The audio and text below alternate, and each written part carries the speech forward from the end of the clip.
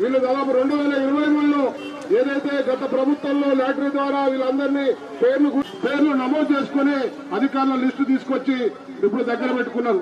కానీ ఇంతవరకు వీళ్లకు పట్టా కాగితాలు ఇవ్వాలని చెప్పేసి మనం పోరాటం చేస్తున్నా దీంతో వాళ్ళకి ఇవ్వడం జరిగింది.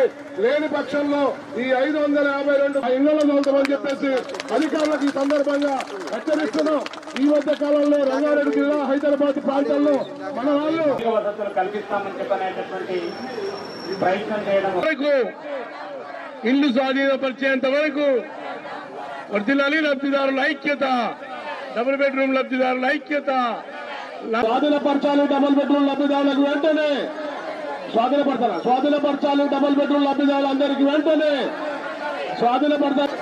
15 ఆగస్టు వరకు ఇవ్వాలి. డబుల్ బెడ్రూమ్ లబ్ధిదారులందరికీ ఇవ్వాలి. స్వాధీనపరచాలి డబుల్ బెడ్రూమ్ లబ్ధిదారులు వారి ఇళ్లలోకి. డబుల్ బెడ్రూమ్ లబ్ధిదారుల ఐక్యత, డబుల్ బెడ్రూమ్ లబ్ధిదారుల ఐక్యత. అందరికీ నమస్కారం. మళ్ళీ 3 నెలల తర్వాత కలుసుకున్నాము. మనం మొదట పోరాటం దగ్గర నుంచి సుధాకర్ అని చెప్పినట్టు మనల్ని గుర్తించడం ఒక భాగం. మనం దఫాలుగా 7 నెలలు అవుతుంది మనం ఈ కొట్లాట మొదలుపెట్టి. ఇంటికి చేసినటువంటి వాళ్ళకి పట్టాలు ఇచ్చి ఆ ఇళ్లలోకి జరిగితే 500 ఇళ్లను డబుల్ బెడ్రూమ్ ఇళ్లను